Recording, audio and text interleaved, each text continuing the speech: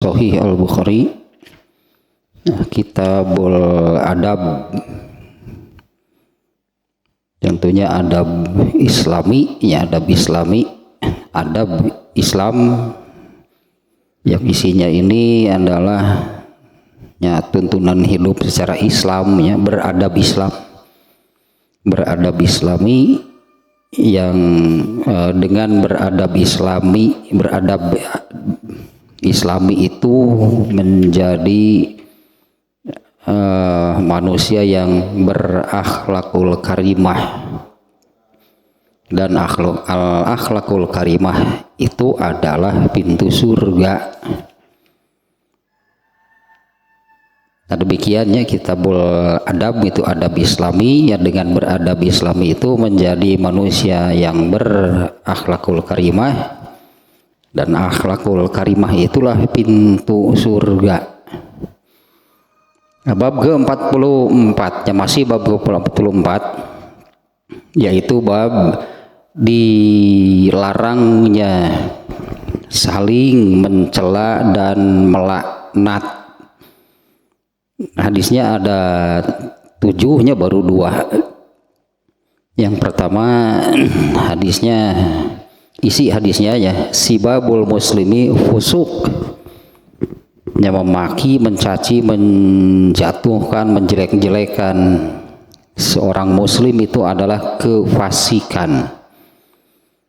Wa qitaluhu kufrun, dan membunuhnya itu adalah kekufuran. Ini yang disebut fasik itunya diulas sedikit.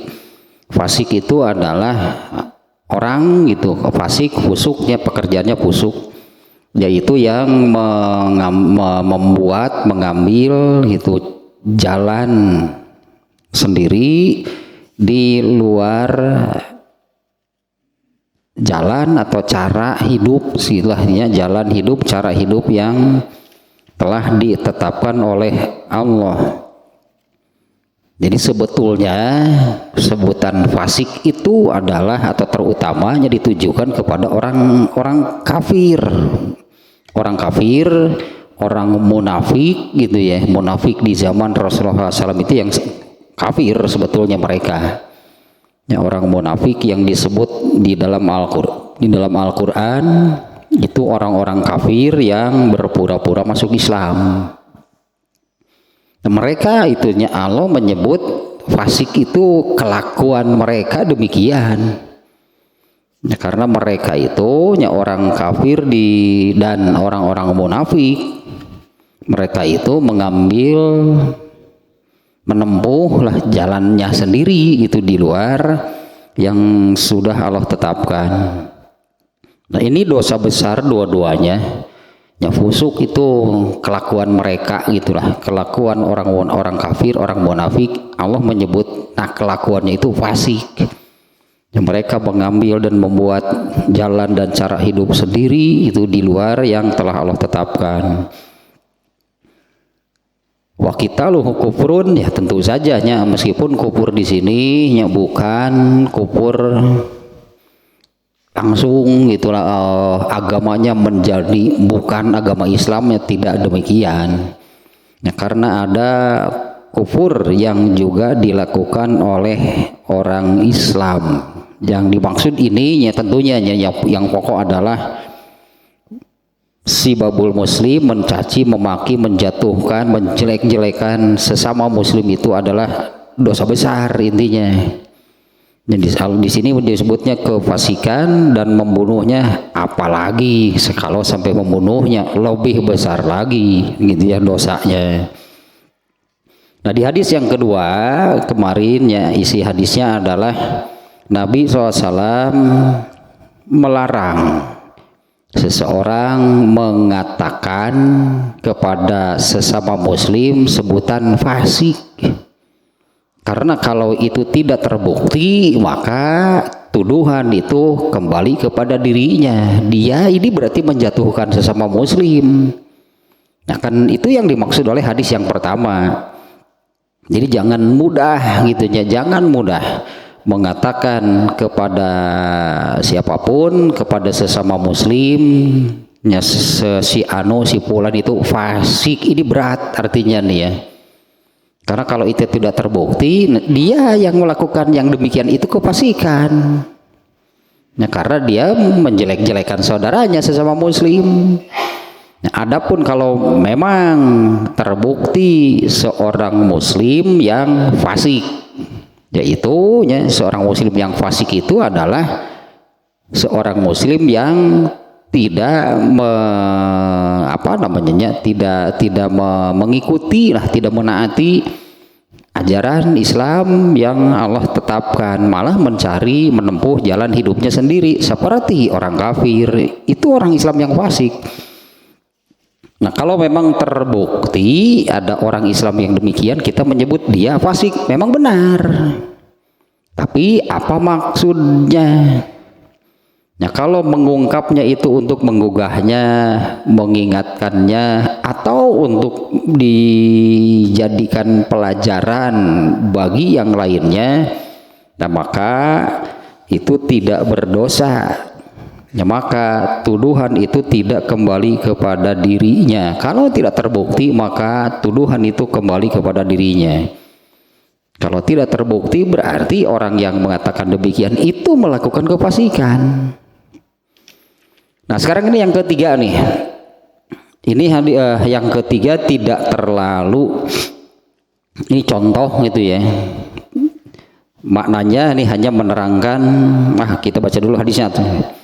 An Anas bin Malikin radhiyallahu anhu qala lam yakun Rasulullah sallallahu alaihi wasallam fahishan wala la'anan wala sabbaban kana yaqulu indal ma'tabati malahu tariba jabinu. Ya, dari Anas bin Malik, semoga Allah meridhoinya, ia berkata, lam yakun Rasulullah SAW fahishan wala la'anan wala sabbaban. Rasulullah SAW itu tidak pernah melakukan fahishan, itu dosa yang besar. Ya, Rasulullah SAW itu ya tidak pernah mengatakan itu sesuatu yang buruk gitulah.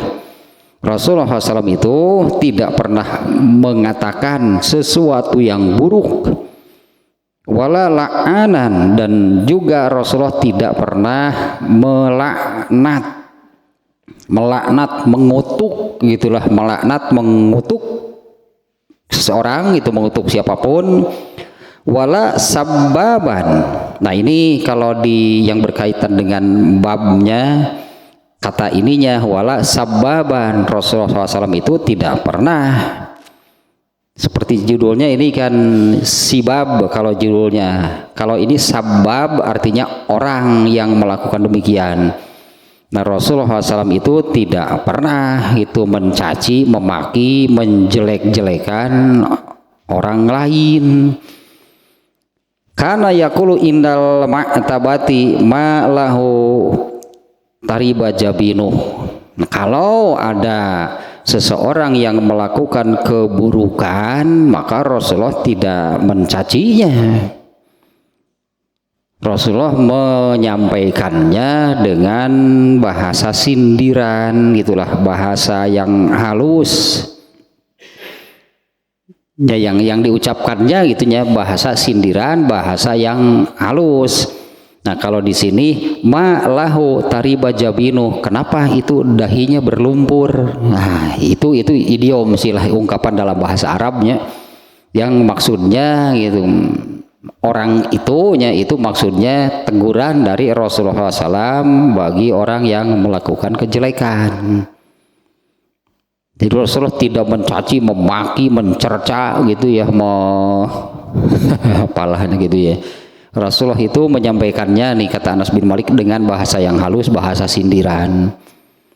Nah, tapi kan orang jadi tahu bahwa Rasulullah bicara yang halus dengan bahasa sindiran pun para sahabat sudah paham kalau Rasulullah SAW itu tidak suka, Rasulullah SAW itu marah gitu ya, karena Rasulullah itu giroh, sebutnya girohnya paling tinggi pasti.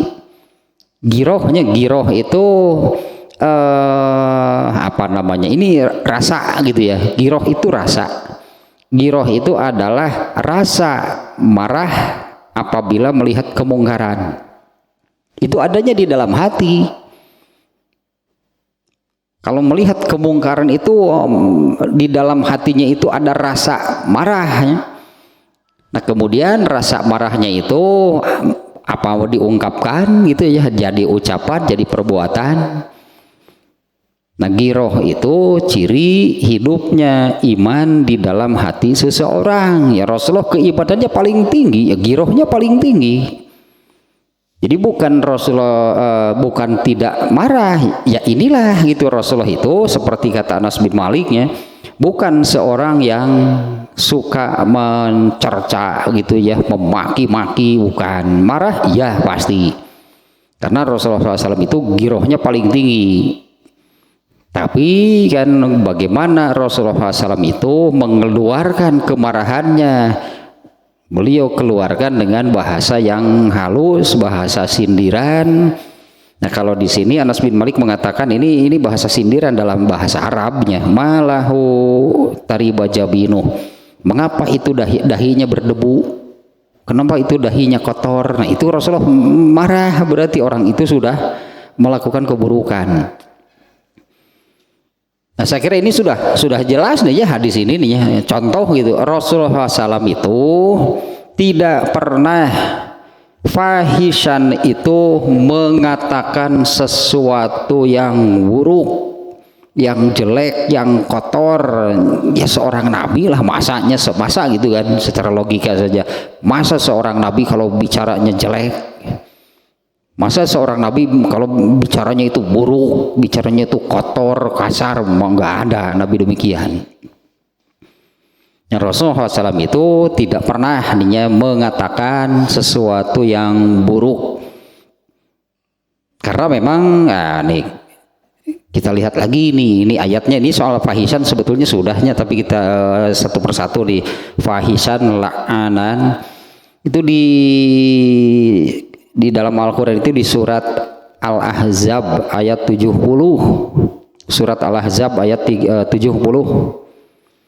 Di ayat tersebut Allah memerintah, Al-Ahzab di surat kesabaraha hari kerebutu teh. Oh 33, 70 mah hampir akhir. Ini ayatnya nih. A'udzubillahi minasyaitonirrajim. Ya ayyuhallazina amanu taqullaha wa qulu qaulan sadida. Ya wahai orang-orang yang beriman, nah bertakwalah, takutlah kalian kepada Allah. Wa qulu, nah yang ini nih tentang bicara nih. Wa qulu qaulan sadidan, dan bicaralah dan ucapkanlah perkataan yang baik. Jelas itunya perintahnya di dalam Al-Quran. Ya masa Rasulullah ngomongnya jelek, masa Rasulullah bicaranya buruk?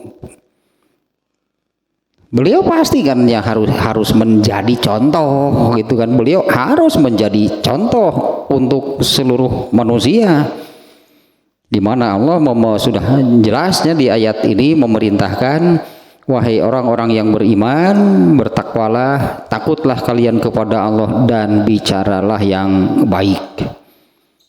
Ini ayatnya. Kemudian Rasulullah SAW sendiri yang menyabdakan, man kana yu'minu billahi wal yaumil akhir faqulu qaulan faqul khairon aw liyasmut. Ya, barang siapa beriman kepada Allah dan hari akhir, maka bicaralah yang baik atau diam. Nah, makanya Anas bin Malik di sini menerangkan Rasulullah SAW tidak pernah bicara berkata yang buruk, yang jelek. ayatnya jelas, Allah memerintahkan ucapkanlah, bicaralah dengan perkataan yang baik. Kemudian di hadis tadi artinya kalau hadis itu kan melalui nabi yang bersabda, nabi yang bicara. Nah, nabi mengatakan demikian, barang siapa beriman kepada Allah dan hari akhir, bicaralah yang baik atau diam. Masa Rasulullah sendiri bicaranya jelek? Masa Rasulullah sendiri bicaranya buruk, kasar, kotor, itu nggak pernah. Nah, kemudian yang kedua, wala la'anan. Rasulullah SAW tidak pernah melaknat, mengutuknya, bahasa kitanya kan dikutuk, gitunya dikutuk, dilaknat. Puncak dari kemarahan, artinya puncak dari kemarahan kalau sudah mengutuk, kalau sudah melaknat, wah ini marahnya sudah sampai ke puncak berarti. Rasulullah marah. Tadi marahnya seorang mukmin, giroh namanya, yaitu rasa marah apabila melihat kemungkaran, baru Rasulullah itu marah. Kalau dengan hal-hal yang bersifat pribadi, dengan urusan keduniaan, nah terharayang Rasulullah sebut nanti benar, Rasulullah nggak pernah marah dengan urusan seperti itu. Tapi kalau melihat kemungkaran, nah keimanannya itulah, iman yang di dalam dirinya itulah itu yang marah, namanya giroh. Yang giroh Rasulullah pasti paling tinggi. Tapi tidak pernah mengutuk, tidak pernah melaknat. Padahal ini kemarahan Rasulullah sangat besar nih. Contohnya nih ya, kemarahan Rasulullah sangat besar. Yaitu ketika Rasulullah SAW sholat sebelum hijrahnya, sholatnya ketika masih di Mekah. Ketika beliau sholat di dekat Masjidil Haram, sedang sujud, ditutup oleh lambung unta, dirungkup ku kadut onta, sampai Rasulullah tidak bisa bangun. Ini Rasulullah marahnya luar biasa. Karena secara pribadi Rasulullah hanya bukan secara pribadi marahnya. Rasulullah marah itu karena ini hak Allah nih. Rasulullah ini kan sedang menunaikan hak Allah, diibadahi gitu kan. Ini Rasulullah itu sedang menunaikan hak Allah. Oleh Abu Jahal dan kawan-kawan diganggu sedemikian rupa sampai sholatnya terganggu. Ini Rasulullah ini marah besar karena hak Allah yang terganggunya, hak Allah. Ya, Rasulullah marahnya itu karena ini hak Allah nih yang sedang ditunaikan, diperlakukan demikian. Tapi Rasulullah tidak melaknat mereka. Rasulullah tidak mengutuknya, Rasulullah tidak melaknat Abu Jahal dan kawan-kawan lah yang melakukan demikian. Rasulullah menyerahkannya kepada Allah. Ya, Rasulullah menyerahkan mereka, Abu Jahal dan kawan-kawan itu kepada Allah. Kalau dari Rasulullahnya sendiri tidak ada beliau itu mengutuk, melaknat Abu Jahal dan kawan-kawan. Padahal Rasulullah saat itu marah besar, dan kemarahan Rasulullah SAW itu karena hak Allah yang sedang ditunaikan itu diganggu, terhenti oleh kelakuan mereka. Tapi di sini seperti kata Anas bin Maliknya, Rasulullah itu lam yakun Rasulullah SAW fahishan wala la'anan, tidak pernah mengutuk, tidak pernah melaknat, wala sabbaban, dan Rasulullah SAW pun tidak pernah memaki, mencaci, menjelek-jelekan orang. Apabila Rasulullah SAW melihat kemungkaran lahnya, kalau Rasulullah itu marah itu apabila melihat kemungkaran. Nah, beliau menyampaikannya dengan bahasa yang halus, itu bahasa sindiran, malahu tariba jabinu. Nah, para sahabat dikatakan demikian oleh Rasulullah, mereka sudah paham. Di urang mah boro-boro disindiran teh lempeng hare-hare teu karasaeun disindiran ya, disindir bahasanya kan sindiran. bahasa halus itulah bahasa sindiran da teu karasaeun atuh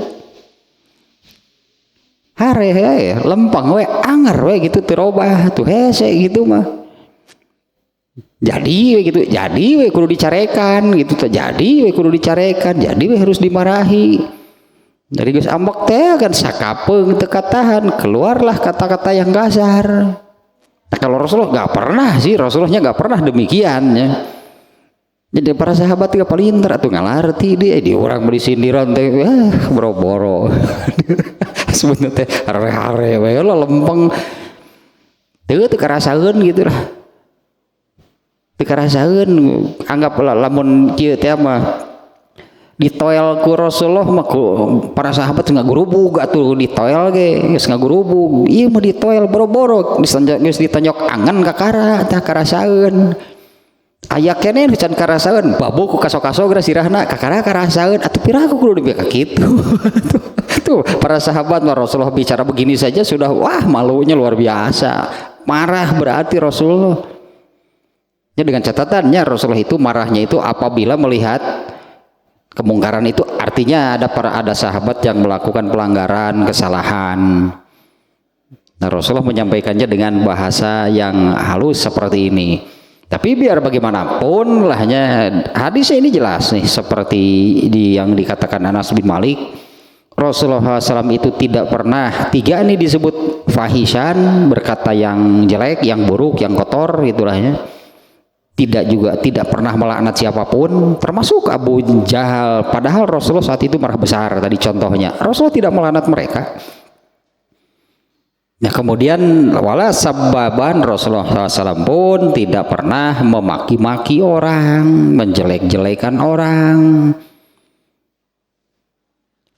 Contohnya lagi ini kemungkaran nih makanya ini marah besar juga Rasulullah. Yaitu ketika ini hadisnya dalam satu safar datang waktu sholat seperti biasanya ya, apabila Rasulullah SAW safar dan selalunya Rasulullah nggak pernah safar sendirian selalu ada sahabat yang ikut. Nah apabila datang waktu sholat berhenti sholat dulu.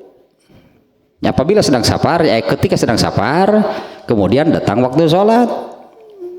Nah, sholat dulu. Kalau di situ tidak ada air, Rasulullah suka memerintah cari air. Para sahabat mencari air. Nah, kemudian apabila sudah ditemukan wudhu.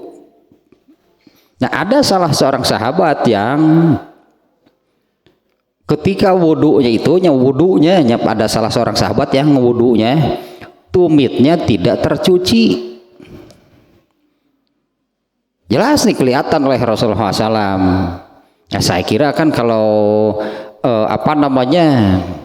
melakukan safar di di padang pasir di gurun kan jelasnya kalau kulit ini banyak kena debu, banyak kena pasir, kena debu. Ketika mencuci kaki ada bagian tumit yang tidak tercuci pan belang atau ketinggali lah gampang urinnya yang lainnya bersih dicuci sementara bagian tumitnya tidak tercuci jadi jelas kelihatan. Nah Rasulullah melihat hal yang demikian beliau menyampaikannya ini teguran nih beliau menegurnya dengan nada tinggi dengan suara keras dan 3 kali. Ini urusan besar berarti. Ya, beliau melihat yang demikian, beliau menyabdakan wailun lil aqab minan nar. Celakalah karena tumit itu, yaitu masuk neraka. Dengan nada tinggi, menekan, suaranya keras, diulang 3 kali. Ini kemungkaran. Karena Rasulullah di dalam tegurannya itu menyebutkan wailun, celakalah minan nar, masuk neraka yang demikian. Urusan besar berarti kalau sudah urusan masuk neraka. Nah Rasulullah menyampaikannya sangat bijaknya meskipun ini urusan besar dengan nada tinggi menekan supaya betul-betul jadi perhatian, tapi Rasulullah kan tidak menunjuk orangnya. tidak menunjuk orangnya, apalagi sampai memaki-makinya, sia wudu itu balik gitu di orang di hidan aing. Rasulullah gak pernah nunjuk orang. Rasulullah mengungkapkan saja demikian, wailun lil aqab minan nar, sampai 3 kali. Para sahabat melihat tumitnya masing-masing. Ya, para sahabat melihat tumitnya masing-masing. Rasulullah gak menunjuk orangnya. Nah ini Rasulullah itu tidak pernah menjelek-jelekan orang, tidak pernah mencaci, memaki orang. Nah kalaupun dengan 2 contoh tadinya, bagi Rasulullah ini urusan besar. Kalau wudu, contohnya di hadis itunya, ada yang wudu tumitnya tidak tercuci, berarti kan ini tidak sah seluruhnya nih, wudu ini tidak sah. Kalau wudunya tidak sah, kemudian sholatnya juga tidak sah. Yang disebut tidak sah itu kan berarti sama dengan tidak, pasti masuk neraka kalau demikian. Besar gitunya, urusan besar. Jadi hal tersebut itu urusan besar. Sampai seperti tadilah Rasulullah mengungkapkannya, wailun lil aqab minan nar, dan beliau mengucapkannya 3 kali. Nah tapi tidak menunjuk orangnya, apalagi menjelek-jelekannya. Yang Rasulullah ungkap itu masalahnya. Kan Rasulullah yang ungkap dalam kejadian itu kan masalahnya, yaitu masuk neraka, celaka. Kalau wudu seperti itu, yaitu masuk neraka, ya itu saja masalahnya. Nah, para sahabat saat itu ya melihat tumit masing-masing. Yang merasa berarti dia mengoreksi wudunya. Bukan semua sahabat wudunya demikian. Ada seorang sahabat yang saat itu wudunya demikian, tumitnya tidak tercuci. Itu contohnya Rasulullah tidak menjelekkan orangnya, ya, tidak memaki-maki orangnya, tapi yang beliau ungkap itu masalahnya. Atau seperti ini ya, ini contoh lainnya dengan bahasa yang halus lah Rasulullah menyampaikannya. Malahu tariba jabinu, kenapa orang itu, kenapa dia dahinya itu berdebu? Ya itu sindiran halus, tentunya sindiran halus dari Rasulullah SAW untuk yang melakukan kejelekan. Nah itulah hadis nomor 3-nya, ini contoh jelas. Maksudnya hadis ini adalah contoh tentang hal ini. Kalau di judulnya kan bab sekarang ini kan bab dilarangnya memaki, mencaci, menjelek-jelekan sesama muslim dan melaknatnya. Nah di hadis ini Anas bin Malik mengatakan, ini apa yang disebut di judulnya ya, yaitu memaki, mencaci dan melaknat. Nah di hadis ini dua-duanya disebut. Anas bin Malik menyebutkan Rasulullah SAW itu tidak pernah bicara yang bicara yang jelek, bicara yang buruk. Kemudian satu lagi, Rasulullah tidak pernah melaknat, mengutuk siapapun. Kemudian Rasulullah SAW juga tidak pernah mencaci, memakinya, menjelek-jelekan. Satu lagi nih, contoh yang ini nih. Di perang Badar, kalau nggak salah kejadiannya ya, di perang Badar. Rasulullah SAW itu kan bicara kepada mereka, musuhnya, kepada orang-orang kafir. Rasulullah bicara kepada mereka, sudahkah kalian mendapati sudahkah kalian mendapati apa yang dijanjikan? Sampai Umar bin Khattab, kenapa Rasulullah bicara dengan yang sudah meninggal? Emang mereka mendengar? Di Umar bin Khattabnya yang bertanya, kenapa Rasulullah bicara dengan mereka? Apa mereka masih bisa mendengar? Ternyata Rasulullah menjawabnya bahwa mereka itu lebih mendengar dari orang yang masih hidup. Nah, Rasulullah tidak memaki mereka, hanya karasanya ayo nama. Itulah seolah-olah Rasulullah tanya, karasanya, buktinya, benar. Ya, apa yang Allah janjikan gitulah, apa yang Allah janjikan kepada di dalam Al-Qur'annya ada bahasa kafir, ayo Allah janjikan kepada orang kafir, ada juga kepada orang yang memusuhi Allah dan Rasulnya. Nah, Rasulullah itu bicara kepada mereka, sudahkah kalian mendapati apa yang Allah janjikan bagi kalian? Nah, Rasulullah juga tidak memaki, itu Rasulullah tidak memaki, tidak memaki-maki mereka. Kalau Umar bin Khattab nih contohnya ya, oleh Rasulullah kemudian ditenangkan. Ini contohnya yang ini, Umar bin Khattab pernah nih memaki orang kafir, orang musyrik. Yaitu pada waktu perang Khandaq. Perang Khandaq luar biasa, ini perang Khandaq itu perang yang musuhnya paling banyak. Karena perang Khandaq ini musuhnya itu koalisi orang-orang kafir bergabung, jumlahnya 24.000 orang menyerang Madinah. Kalau perang-perang yang lain misalnya perang Badar itu kaum muslimin 3.000 orang, sementara musuhnya 9.000 atau 12.000 orang. Nah, kalau perang Khandaq itu perang yang musuhnya paling banyak, 24.000 orang. Menyerang kota Madinah, dibuatlah parit. Ternyata itunya perang Khandaq itu sebentar. Perang Khandaq itu sebentar ternyata. Dalam peperangan itu sampai tengah hari para sahabat terus masih berperang, tidak sempat sholat zuhur sampai masuk asar. Kemudian disebutnya dalam hadisnya itu Allah baru menghentikan perang itu menjelang maghrib. Ya, menjelang maghribnya perang itu berhenti lah, itu dimenangkan oleh kaum muslimin. Umar bin Khattab marah-marah, memaki-maki orang-orang kafir, orang-orang musyrik, dasar si musyrik, dasar si kafir. Sampai saya belum sholat zuhur, berartinya saya tidak sempat sholat zuhur, sekarang juga belum sholat asar, mana hampir maghrib lagi. Nah, kemudian ditenangkan oleh Rasulullah.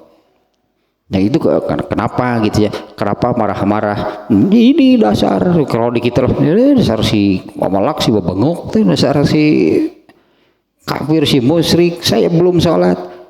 Rasulullah dengan tenangnya gitu mengatakan, saya juga belum. Gini kan, saya juga belum, kata Rasulullah. Ya kan sama-sama berperang, tidak sempat sholat semuanya.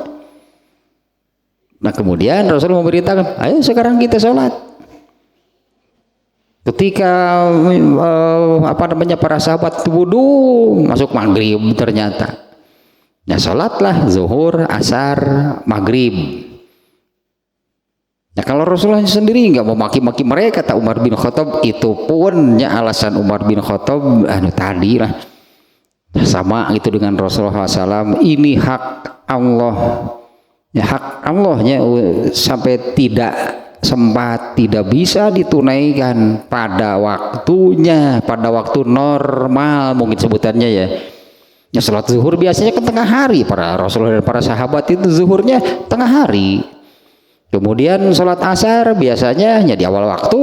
Nah, karena ada perang, karena kejadian tersebut tidak sempat sholat pada waktu normal. Itu bagi Umar bin Khattab itu nggak enak, menurutnya can asar wayah kieu satu para ruguh, dasar si kafir, dasar si musyrik, dasar si kafir, sampai tidak sempat itu kan mengerjakan sholat zuhur pada waktunya, lewat sampai masuk asar.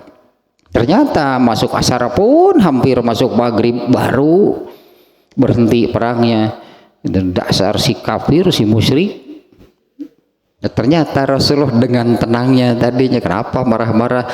Ya eta. Nah, saya juga belum. Ayo orang berjamaah, yang mulai berjamaah. Ternyata begitu mau mulai berjamaah sudah masuk maghrib. Umar bin Khattab pernahnya, tapi itulah kemudian ditenangkan oleh Rasulullah. Tapi kita bisa melihat, mengambil itu satu pelajarannya. Padahal ya Rasulullah juga tahu kan, Rasulullah juga tahu kalau sholat zuhur jam 12, katakanlah sholat asar jam 3, ini biasanya demikian. Tapi ini kan kondisinya menghadapi peperangan yang memang tidak bisa ditinggalkan. Anger untuk bagi Umar bin Khattab secara rasa hanya tegenah yang can sholat lohor jang asar wayah kieu. Meskipun kan ya mau bagaimana lagi kan gak bisa ditinggalkan perangnya. Anu aneh mah gitu nu nyaral saya, tapi salatna teh setengah tilu lohor teh uyuhan genah ceuk urang teh Umar bin Khattab dengan alasan perang saja merasa si kafir si musyrik ya. Sampai sholat zuhur tidak sempat, asar tidak sempat di awal, ngerti genah gitulah sebutnya. Saya nu aneh mah anu sakitu jawa saya gitu keur perang tuh boro-boro perang naon, tapi sholat lohor setengah tilu, sholat asar jam 5 setengah genep. No itu tadi naon wae atuh mun perang mah puguh, mun kitu perang gitu atuh itu bisa ditinggalkan. Si Umar bin Khattab beramak-amakan ke Nabi dimaklum sebetulnya ya, oleh Rasulullah dimaklum sebetulnya. Tapi ya iyalah seperti ininya, kalau Rasulullah sendiri kan tidak memaki-maki mereka. Rasulullah tidak ikut-ikutan. Iya ya dasar si kafir si musyrik. Rasulullah malah seperti Umar bin Khattab bangga. Jadi tenangkan gitu oleh Rasulullah SAW nih. Teruslah hadis yang nomor 3-nya barusan. Ini jelas nih sebagai contoh Rasulullah SAW seperti Anas bin Malik ya, katakan di dalam hadis nomor ketiga ini, Rasulullah tidak pernah bicara yang jelek, Rasulullah tidak pernah bicara yang buruk. Karena perintah di ayat tadi juga jelasnya, masa Rasulullah tidak melaksanakan perintah di ayat tadi di surat Al-Ahzab-nya ayat 70 tadinya. Ya ayyuhallazina amanu ittaqullaha wa qulu qaulan sadidan. Ya wahai orang-orang yang beriman, takutlah kalian kepada Allah dan bicaralah yang baik. Kemudian di hadisnya tadinya juga Rasulullah yang menyabdakan, barang siapa beriman kepada Allah dan hari akhir, hari kiamat, maka bicaralah yang baik atau diam. Anu ieu atunya orang lebar ya, ini kan soal memaki, mencaci, menjelek-jelekan, ini soal berbicara, berarti kan inilah adab berbicara di dalam Islam. Hiji deui atuh kagok ya hadisnya, mumpung ingat mau sugan panggil di hadis anu ieu teh aya.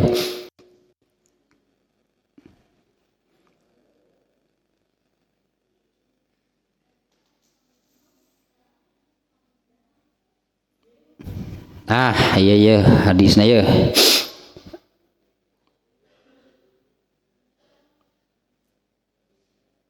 Hadisnya ini riwayat Al-Bukhari. An Abi Hurairah anin Nabi sallallahu alaihi wasallam qala innal abda la yatakallamu bil kalimati min ridwanillahi la yulqilaha bala yarfa'uhu Allahu biha darajatin wa innal abda la yatakallamu bil kalimati min sakhatillah la yulqilaha bala yahwi biha fi jahannam. Dari Abu Hurairah, semoga Allah meridhoinya, dari Nabi SAW, beliau bersabda, ya sungguh seorang hamba mengucapkan sebuah kalimat yang diridhoi oleh Allah, satu perkataan yang bahkan ia tidak menyadarinya. Jadi seseorang bicara satu kalimat saja, hanya satu kali lah gitu, satu kali bicara bisa bisa satu kata gitunya. Sungguh seorang hamba mengucapkan ya sesuatu yang diridhoi oleh Allah, Bahkan orangnya sendiri, disebutnya orangnya sendiri, dia tidak menyadari itu bahwa dia itu mengatakan sesuatu yang diridhoi oleh Allah. Ya, orang sendirinya tidak ia tidak menyadarinya. Ya, orangnya sendiri bahkan itu tidak menyadari bahwa dia mengatakan sesuatu yang diridhoi oleh Allah. Nah, dengan ucapannya itu Allah mengangkatnya beberapa derajat. Ini ucapan berartinya. Dan sebaliknya, dan sungguh seorang hamba mengucapkan sesuatu yang dibenci oleh Allah. Ya, satu kalimat, satu ucapan yang dia sendiri tidak sadar nih, orangnya sendiri bahkan tidak menyadarinya gitu ya, bahwa dia sudah mengatakan satu perkataan yang buruk, satu perkataan yang di sini disebutnya dibenci oleh Allah. Maka Allah akan melemparkannya ke dalam neraka. Satu kali saja bicara gitunya yang Allah tidak suka. Nah, kemudian satu lagi nih hadis yang semaknanya yang barusan. Satu lagi hadis riwayat Ibnu Majah, yang barusan itu hadis riwayat Al-Bukhari. Hadis riwayat Ibnu Majah, ini terjemahnya saja nih. Dari Abu Hurairah, semoga Allah meridhoinya, dia berkata, Rasulullah SAW bersabda, sungguh salah seorang dari kalian mengucapkan sesuatu yang dimurkai oleh Allah, dibenci oleh Allah, namun orang itu tidak menganggapnya sebagai dosa. Artinya biasa dia menganggap tidak bermasalah, tidak berdosa. Ya, orang itu menganggapnya tidak bermasalah, tidak berdosa. Dengan ucapannya tersebut, ia dimasukkan ke dalam neraka selama 70 tahun. Sok sekali gitu tah bicara yang Allah tidak suka. Hukumannya berarti katakanlahnya hukumannya dari Allah itu adalah 70 tahun. Sapoe tilu lah cukup. Sapoe lima we ngomong gitu dah, mengatakan sesuatu yang Allah murka. Satu kali hukuman dari Allahnya di neraka selama 70 tahun. Dua kali nyakrikeun dua. Tilu kali, 4 kali, 5 kali, sapoe sabaraha kali ngomong tuh bener. Berapa kali itu dalam seharinya mengatakan sesuatu yang Allah benci, yang Allah murka. Sekali mengucapkannya 70 tahun berarti di neraka. Nah, itulahnya ini hadisnya riwayat riwayat Ibnu Majah. Ya, sungguh salah seorang dari kalian mengucapkan sesuatu yang dimurkai oleh Allah, namun ia tidak menganggapnya sebagai dosa, hingga dengan ucapan tersebut ia dimasukkan ke dalam neraka selama 70 tahun. Satu kali, coba 2 kali, 3 kali, nyakalikan 70. Pokoknya nah sehari berapa kali bicara? Sehari berapa kali bicara? Ratusan. Bicara pada amal paling banyak. Sebetulnya amal paling banyak dari manusia mah bicara. Makanya Allah mengatur tadi di surat Al-Ahzab, bicaralah yang baik. Wa qulu qaulan sadidan. Kemudian di hadis tadi oleh Rasulullah dikaitkan dengan beriman kepada Allah dan Rasulnya dan hari akhir. Itulahnya tadinya beriman kepada Allah dan hari akhir, bicara yang baik atau diam. Karena ini katakanlah di dalam hadis riwayat Ibnu Majah gitunya, sekali ngomong yang Allah tidak suka 70 tahun hukumannya.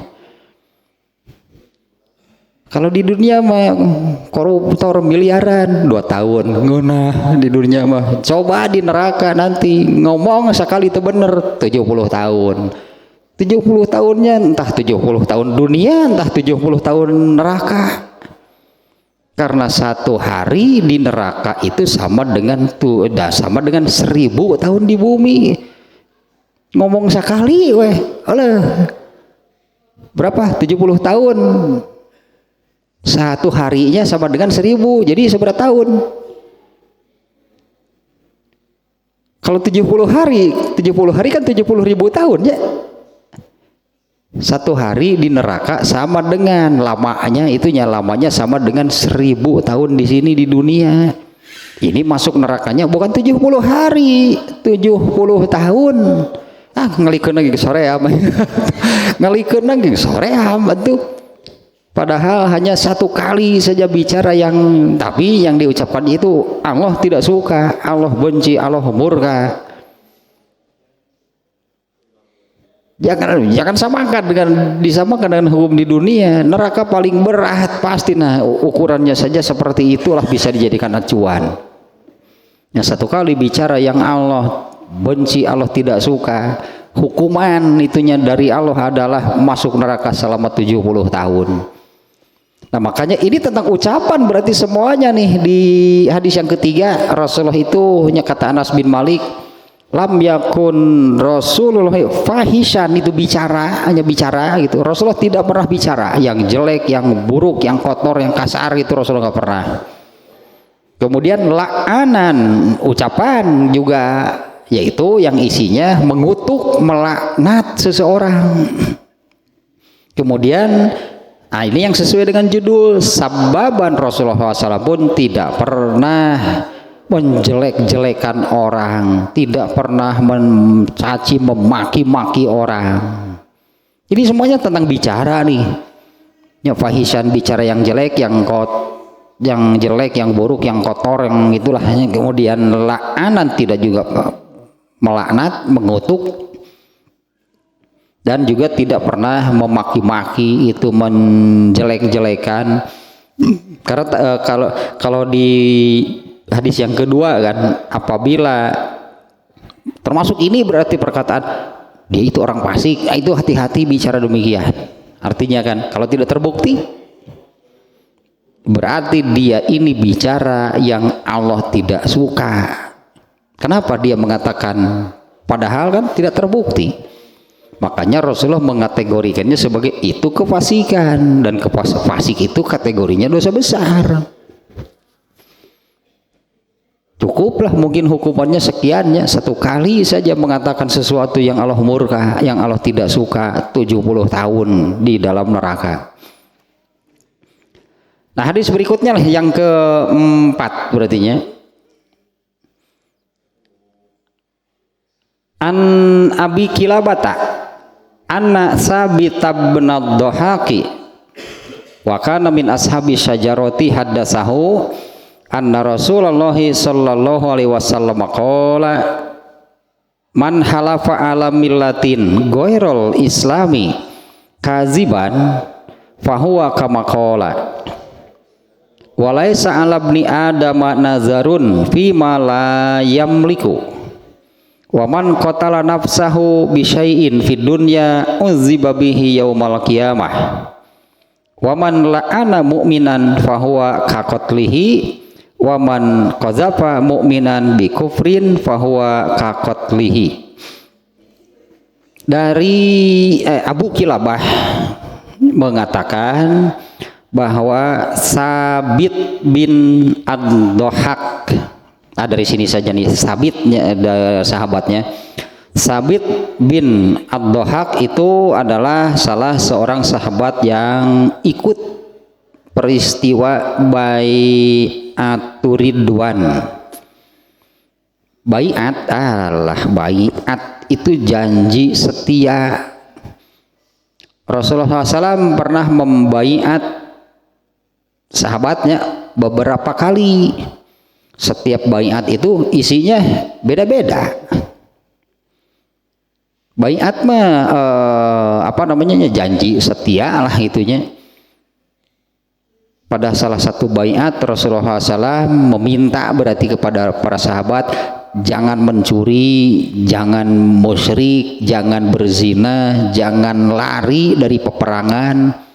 Nah para sahabat itu kemudian menyatakan kesetiaannya, ya berarti yang dibaiat para sahabat nih ya, muslim, yang dibaiat itu para sahabat orang Islam. Karena Rasulullah meminta kepada para sahabat yang jelas mereka ini orang Islam, jangan mencuri, jangan musyrik, jangan berzina, jangan kabur dari peperangan. Itu salah satu baiat Rasulullah kepada para sahabat. Pada kesempatan lain Rasulullah membaiat lagi, isinya beda. Nah ada nih di entah bukan baru-baru ini juga mungkinnya, ini ada satu kelompok nih ya, di mana di kelompok itu ada imamnya, ada pemimpinnya. Ajaran kelompok ini, kalau yang mengaku muslim tapi tidak baiat kepada imam mereka, berarti tidak sah keislamannya. Jadi kelompok ini menganggap orang-orang di luar kelompok mereka itu kafir karena belum atau tidak baiat kepada imam mereka. Yang dimaksud baiat oleh mereka itu ini ajaran pemimpinnya, yaitu menyatakan 2 kalimat syahadat di depan imam mereka. Kenapa baiat maknanya jadi demikian? Baiat itu bukan masuk Islam. Rasulullah membaiat sahabat orang Islam. Isi baiatnya apa? Rasulullah minta itu para sahabat itu sebutnya janji setia gitunya. Salah satu baiatnya Rasulullah itu isinya demikian: jangan mencuri, jangan musyrik, jangan berzina, jangan lari dari peperangan. Nah, para sahabat itu mengiyakan, bukan diminta masuk Islam mengucapkan 2 kalimat syahadat. Baiat itu bukan yang seperti itu. Ada nih kelompok yang demikian gitunya, kelompok mereka ini menganggap orang yang mengaku Islam, mengatakanlahnya, di luar kelompok mereka itu mereka menyebutnya kafir karena kapan mereka baiat kepada imam yang ini. Ketentuan itu nggak ada. Jadi dalam Islam itu ketentuan demikian itu nggak ada. Mereka menyebutnya berbaiat kepada imam mereka. Kenapa baiat maknanya jadi demikian ya? Menjadi maknanya menjadi mengucapkan 2 kalimat syahadat. Nah, salah satu peristiwa Rasulullah membaiat para sahabat itu adalah baiatur ridwan. Namanya baiatur ridwan. Kalau nggak salah yang barusan Rasulullah pada waktu peristiwa baiatur ridwan itu, nah itu minta janji setia yang tadinya jangan mencuri, jangan musyrik, jangan berzina, jangan lari dari peperangan. Dan itu dilakukan di bawah sebatang pohon terkenal. Tuh peristiwa itu dilakukan oleh Rasulullah di bawah sebatang pohon. Di hadis lain kemudian pohon itu tidak disakralkan lah gitunya oleh para sahabat, hilang saja. Tadi penting mah baiat tadi tetanggalan anak itu sok bisi pohon ini geus gitu mah. Yang penting isi baiatnya berlaku sampai kapanpun kan. Rasulullah membaiat jangan mencuri, jangan berzina, jangan musyrik. Soal pohonnya bae ada pohon tetanggalan bangke ge paeh kalau kumaha. Jadi jangan mensakral. Saat itu pun tahun depannya pohon itu sudah pohon yang itunya pohon baiatur ridwan lah sebut itunya. Makanya di sini nih Abu Kilabah tadinya sebetulnya yang mengatakan seperti ini. Sabit bin Ad-Dohak dikata Abu Kilabah, wa kana min ashabi syajaroh. Nah dia itu termasuk orang yang dibaiat. Sabit bin Ad-Dohak itu wa kana min ashabi syajaroh. Nah dia ini termasuk nih salah satu orang yang dibaiat di bawah pohon, gitulah kalau terjemah bebasnya nih. Sabit bin Ad-Dohak ini salah seorang sahabat yang dibaiat turidwannya, yaitu baiat yang dilakukan di bawah sebatang pohon.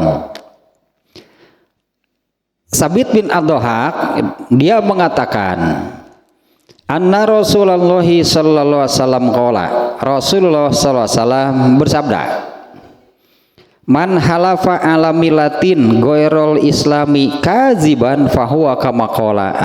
Itunya Ini Rasulullahnya terjemah heula atuh.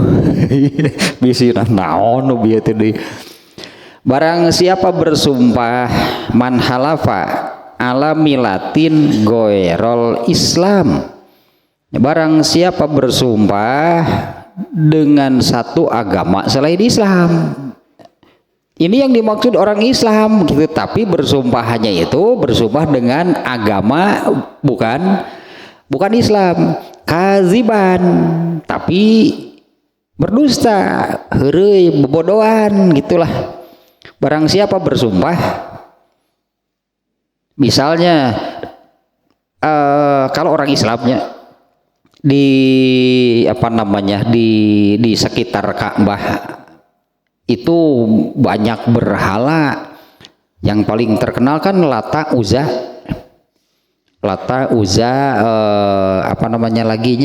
Fadan, saha deui teh si ngaran awewe teh Alia gitu ngaran teh. Pokoknya banyak lahnya. Nah, misalnya kalau nih ada sahabat jelas dia muslim lalu dia demi Lata tapi gitu nanti heureuy bobodohan gitu, tapi sebenarnya naonan sih. Artinya iya, tapi Rasulullah kan sudah dari dulu sudah menyabdakan seperti ini, bakal aya nu kitu teh, bakal aya nu kitu teh, agamanya Islam gitu, tapi dia tidak betul-betul dengan hati itunya bersumpahnya demi Lata, demi Uzza gitu, nama berhala. Dia melakukan sepertinya itu kaziban, bukan dari hatinya. Barang siapa bersumpah ala milatin goirol islami, barang siapa bersumpah ala milatin itu goero tadi, tapi cek hati mah goeri itu goeri, tapi dah di sakalan goero di dia teh goeri kudu mah salah pabrik meureun ieu mah nyakalanana.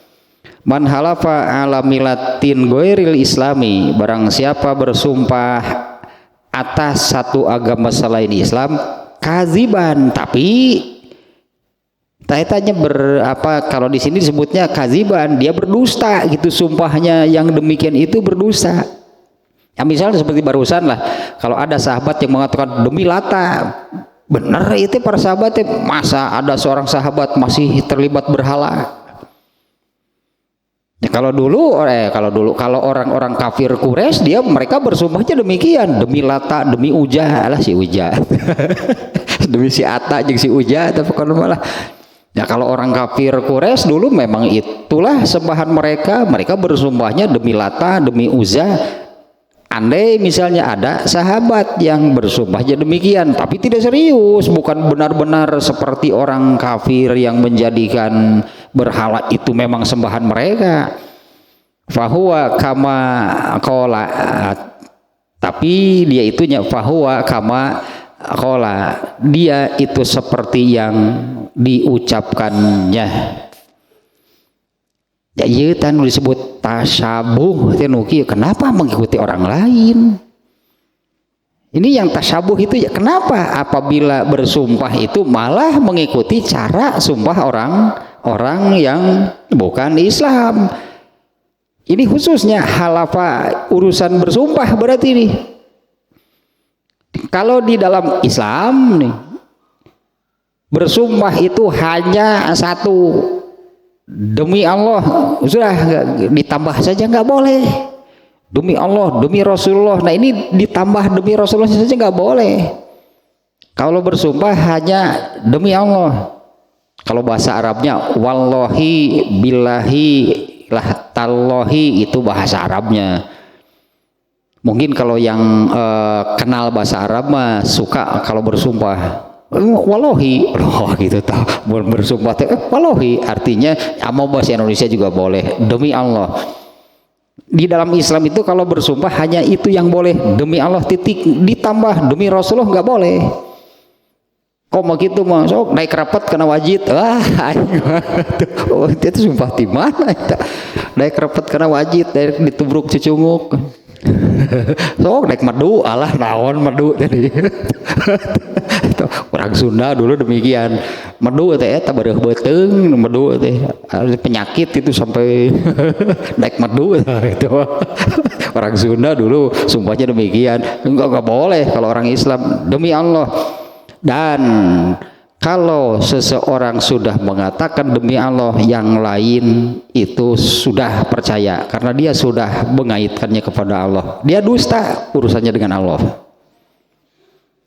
Betulnya kalau sudah demi Allah, sudah kudu dipercaya lah, anggap gitulahnya. Ya percayalah dia sudah mengatakan demi Allah. Tapi kalau dia berdusta, ya urusannya dia dengan Allah karena dia sudah mengaitkannya langsung kepada Allah. Nah, di hadis ini barang siapa bersumpah dengan, ya itulah sumpah-sumpah yang ada di dalam agama selain Islam, tapi bohong. Gitu nanti tidak tejeng hati tadinya. Fahuwa kamakola, maka seperti yang diucapkannya. Eta tasabuh teh atau kenapa ketika bersumpah itu malah mengikuti cara agama orang lain, karena di dalam Islam itu kalau bersumpah ada bagaimana caranya seseorang bersumpah, terutama kan orang yang di pengadilan kan disumpah. Ya, orang di pengadilan kan disumpah kan sebagai saksinya, disumpah. Di pengadilan Islam juga sama. Kalau ada seseorang yang dijadikan saksi pasti akan disumpah.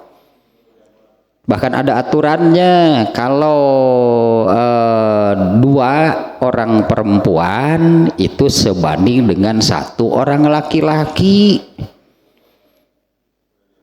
Nah, kalau sumpahnya dua orang perempuan itu sebanding dengan satu orang laki-laki. Jadi kalau satu orang perempuan, belum, karena baru setengah. Itulah nilainya itu baru setengah. Kalau dua orang, nah itu baru, itu disebanding dengan satu orang laki-laki. Karena ada di dalam Islam ini aturannya yang harus mendatangkan 4 saksi. Namun 4 misalnya. Nah, kalau perempuan harus 8 berarti. Nah, karena ini setengahnya dari perempuan. Nyata perempuan masih hidup kamari teh ya geningan. Waktu khutbah Id. Waktu khutbah Id kan Rasulullah itu dulu kan belum ada pengeras suaranya, kita gambarkan seperti ini. Belum ada pengeras suara, ke belakang ke ibu-ibu mana kedengaran. Jadi khutbahnya itu hanya Rasul sebagai imam setelah sholat kemudian khutbah. Kemudian Rasulullah berjalan mendekati ibu-ibu. Nah, khutbah kepada ibu-ibu kan karena yang tadi nggak kedengaran. Ketika khutbah kepada ibu-ibu, Rasulullah memerintahkan ibu-ibu bersedekahlah kalian. Karena aku melihat kalian itu calon bahan bakar neraka. Ngeri itu khutbah eta teh. Bersedekahlah kalian. Karena aku melihat, karena Rasulullah kan pernah dibawa masuk ke neraka ya. Karena aku melihat kalian ini calon bahan bakar neraka, bukan menyebut penghuni. Ya, kalian ini calon bahan bakar neraka. Kan ada pan di dalam hadisnya kemarin ya, ada anggaplah ibu-ibu yang paling soleh, gitu, ibu-ibu yang paling soleh. Oh, Rasulullah kenapa bisa demikian? Karena kalian ini banyak kufur. Itunya banyak mengeluhkan, banyak mengingkari kebaikan suami. Ketika melihat ada satu kekurangan pada suaminya, maka seolah-olah tidak ada kebaikan sama sekali dari suaminya. Tah marane sakitu teh cek Nabi. Marane sia nu kitu teh. Apabila melihat ada kekurangan, kesalahan pada suaminya itu, maka seolah-olah gitulahnya tidak pernah ada sama sekali kebaikan dari suaminya. Itu Rasulullah menyebutnya takfurnal ashir, kalian itu suka kufur terhadap suami. Nah, kemudian yang kedua, satunya tentang bersumpah, ya janganlah gitunya, janganlah bersumpah dengan daek merdu tadi, daek rapat kana wajib kan singit daek ditubruk cecunguk. Sumpah Cuman jadul itu kan kalau di dalam Islam punya di dalam Islam itu kalau bersumpah bersungguh-sungguh bersumpah hanya satu yang diucapkan demi Allah, sudah hanya itu saja. Kemudian yang kedua nih ada 5 berarti ada waktu lagi atuh ada 5 poin nih di hadis ini. Satunya tentang bersumpah yang barusan. 2 walaisa ala bni adam nazarun fi malayamliku. Ya nya tuh. Tidak boleh bagi siapapun, di sini disebutnya ala bni adam, anak Adam itu manusia seluruhnya ya. Walaisa ala bni adam, dan tidak boleh nya anak Adam atau manusia atau siapapun, maksudnya ya tidak boleh siapapun nazarun fi malayamliku, bernazar dengan apa yang dia tidak memilikinya. Nyanyi atuhnya nazar teh. Kalau saya sembuh cek nu gering ya. Saya bernazar kalau saya sembuh terminal Cicaheum ku saya diwakafkeun. Naon ari itu nu saha? Ngawakafkeun nu batur. Kalau saya sembuh tah imah nu hareupeun imah saya dibikeun tah. Emang punya siapa? Tuh pokoknya mah stadion GBLA pek digratiskeun. Persib main kabeh sok asup lah teu kudu mayar. Emang nusa. Bisi dia tah laisa alab di adama nazarun fi malayla yamliku gitu hadisnya. Tidak boleh siapapun bernazar dengan sesuatu yang tidak dimilikinya. Bisi gitu misalnya orang yang sakit, kalau saya sembuh Australia mah pek lah ke maneh kabeh. Australia dosa gitu. Australia mah pek lah bising kabeh ge dibikeun lah. Dur imah tetanggana bisi pek diisian pek. Tapi ban walaupun saya pek diisian malah teu mayar. Ya imah batur tuh jeung aya atuh nu geusian gitu. Aduh, bawa ayah merenannya, seseorang bernazar gitu loh. Kalau saya begini maka gitu. Kalau saya sembuh, misalnya lamun anu ya teh, kalau saya naik jabatan maka apa? Itu pak lebih panjang malah dibikin ke mana itu? Terminal sampai lah lebih panjang mau dibikin lah. Emang nusaha di terminal. Ayah nu kieu merenannya itu. Nah, kemudian yang ketiga, waman ini juga tidak perlu penjelasan panjang sihnya yang nomor 3 nih. Waman qatala nafsahu bi syai'in fid dunya, barang siapa yang bunuh diri dengan satu cara lah gitunya, karena cara orang bunuh diri kan beda-beda. Barang siapa yang melakukan bunuh diri dengan suatu cara ketika di dunia, uziba bihi yaumal qiyamah, maka pada hari kiamat disiksa dengan cara dia bunuh diri. Kalau minum racun misalnya, ya kan adanya yang bunuh diri minum racun, tangga disadiakeun di ditu. Misi kurang keneh boleh ke di dunia tah, sia moal beak di dieu mah. Minum teu paeh-paeh di ditu. Ya di neraka mulai nu paeh da. Tapi tentu kan wah sakitnya di neraka mah gak ada yang tidak sakit. Ini caranya barang siapa bunuh diri dengan satu cara ketika di dunia, maka dia uziba bihi yaumal qiyamah, maka pada hari kiamat atau di neraka ya, karena orang bunuh diri kan dosa besar. Pasti masuk neraka. Maka di neraka disiksanya dengan cara yang sama dengan cara dia bunuh diri ketika di dunia. Nu naik kana tangkal buah itu talian bohongna. Nu naik kana tangkal buah itu kan talian deh bohongna. Kok jelang teh potong dahana mah. Lain ngagantung dahana potong. Nu eta teh geuning bae ari dihandapna kan ngahaja walungan teh keur banjir. Kalian bohong lah, gak jelang dahana potong kucuar teh maning keur banjir, buru-buru ngojay ka sisi. Untung aing mun teu bisa ngojay paeh tah cenah. Ari maneh rek naon tadi teh atuh. Ari maneh rek naon tadi teh atuh. Untung aing bisa ngojay. Mun teu geus tilolep paeh cenah. Padahal maksudnya gerek bunuh diri. naik kena tangkal buah gitu, talian gitu karena tetangkalan teh karena bohong karena dahana gua jalan teh potong nah dahana gua jubar gua jubar teh karena walungan keur banjir ngojay ari geus kitu mah nepi ka sisi teh isu kena ngobrol pan kabaturanna aing kamari cenah sia mun bisa ngojek spae padahal maksudna gerek bunuh diri teh ngan mung paehna teh mung tilelep hayang ngagantung sih payah teh yang gantung mung tilalep. Dan yang keempat, waman la'ana mu'minan kakotlihi, hampir sama nih dengan yang nomor 5, 45 hampir sama. Barang siapa melaknat seorang mukmin, artinya ini dilarang keras nih ya. Barang siapa melaknat seorang mukmin, barang siapa melaknat seorang yang beriman, fahuwa kakotlihi, maka itu sebanding dengan membunuhnya. Ini bukan benar-benar membunuh kan, dia melaknat. Barang siapa melaknat seorang mukmin, maka itu sebanding dengan membunuhnya.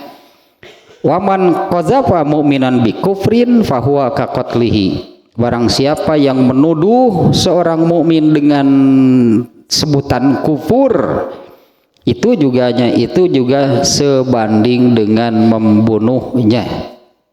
Artinya ini dosa-dosa sangat besarnya karena ini sebanding dengan membunuhnya.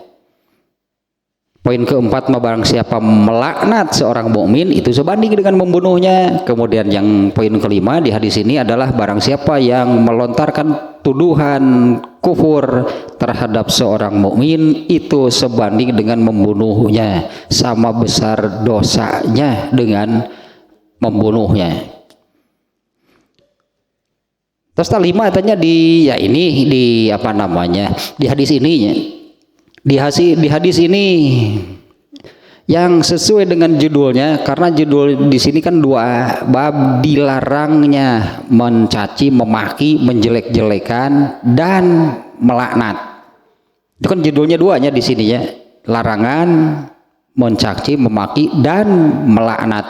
Nah di hadis ini yang disebut itu melaknat.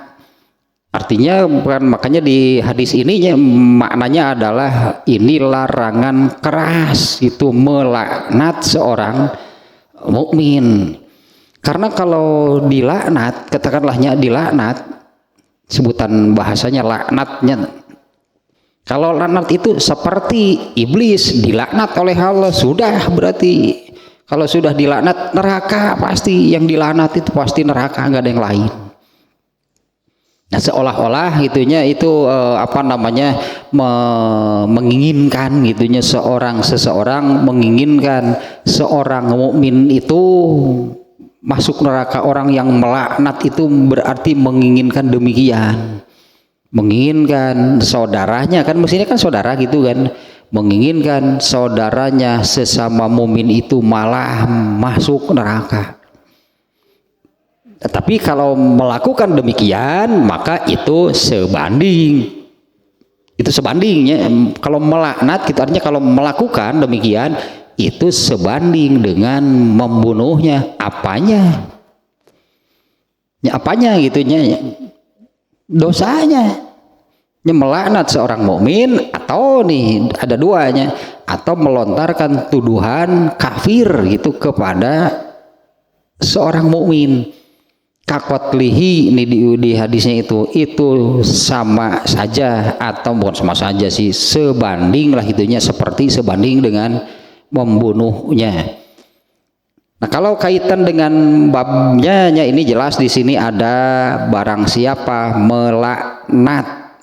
Nah Imam Bukhari memasukkan hadis ini di dalam ini judulnya kan dilarangnya as-sibab dan melaknat gitu kan, memaki, mencaci, menjelek-jelekan dan melaknat. Ini sangat jelasnya korelasinya gitu, kaitannya hadis ini dengan judul. Karena Rasulullah menyebut di hadis ini itu barang siapa melaknat seorang mukmin itu sebanding dengan membunuhnya. Artinya dilarang keras. Dilarang kerasnya, diharamkan gitu melaknat sesama mukmin. Diharamkan melontarkan tuduhan kafir kepada sesama mukmin.